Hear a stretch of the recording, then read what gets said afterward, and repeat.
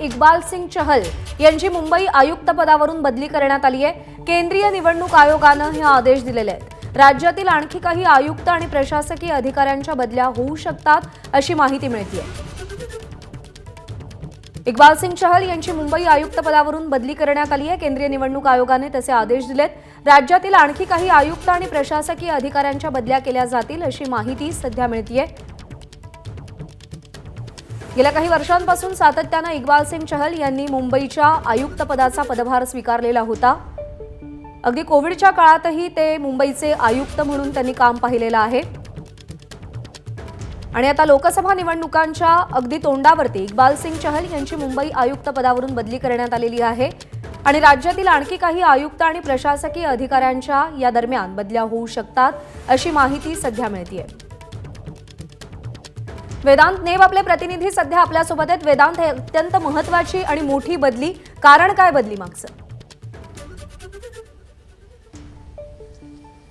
ज्या प्रकारे आपण बघितलं, निवडणूक आयोगाने याआधी सुद्धा एक पत्रक काढून राज्य सरकारला सांगण्यात आलं होतं की ज्यांचा कार्यकाळ पूर्ण झालेला आहे असे आयुक्त त्यासोबत उपायुक्त यांच्या ट्रान्सफर कराव्या, यांच्या बदल्या कराव्यात। आणि त्यानंतर आता जी माहिती मिळते, केंद्रीय निवडणूक आयोगाने सुद्धा मुंबई महापालिकेचे आयुक्त त्यासोबत अतिरिक्त आयुक्त उपायुक्त यांना आता यांचे बदली करण्याचे आदेश दिलेले आहेत। आणि त्यानुसार जी माहिती आता सूत्रांकडून मिळते, यामध्ये मुंबई महापालिकेचे आयुक्त इकबाल सिंग चहल यांची आता पदावरून बदली करण्यात आलेली आहे।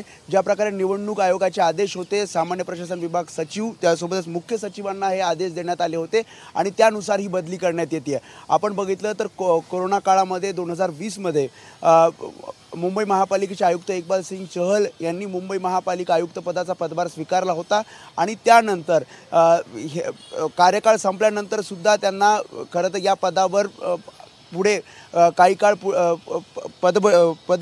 त्यांचं जे पद होतं ते काही काळ पुन्हा एकदा त्यांच्यासाठी कालावधी वाढवण्यात आला होता। मात्र ज्या प्रकारे निवडणूक आयोगाने आदेश दिलेले आहेत त्यानंतर आता याची अंमलबजावणी केली जाईल आणि मुंबई महापालिकेचे आयुक्त असतील, उपायुक्त असतील, ज्यांनी आपला कार्यकाळ संपल्यानंतर सुद्धा अधिक काळ त्या पदावर काम केलेलं आहे, अशा अधिकाऱ्यांच्या आता बदल्या केल्या जाणार आहेत।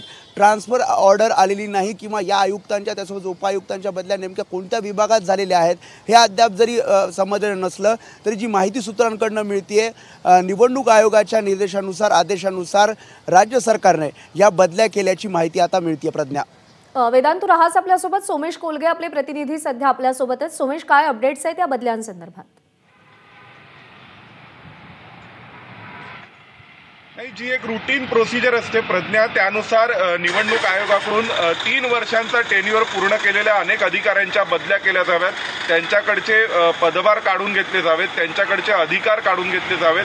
ही एक सर्वसाधारण प्रक्रियेचा भाग असतो आणि म्हणून पश्चिम बंगालमधले पोलीस महासंचालक असतील, गुजरात, उत्तर प्रदेश, उत्तराखंड, झारखंड यासह 6 राज्यातील गृह सचिव आणि हिमाचल प्रदेश आणि इतर एका राज्यातील सामान्य प्रशासन विभागातल्या उच्च पदस्थ अधिकाऱ्यांच्या बदल्या करण्यात आलेल्या आहेत। निवडणुका या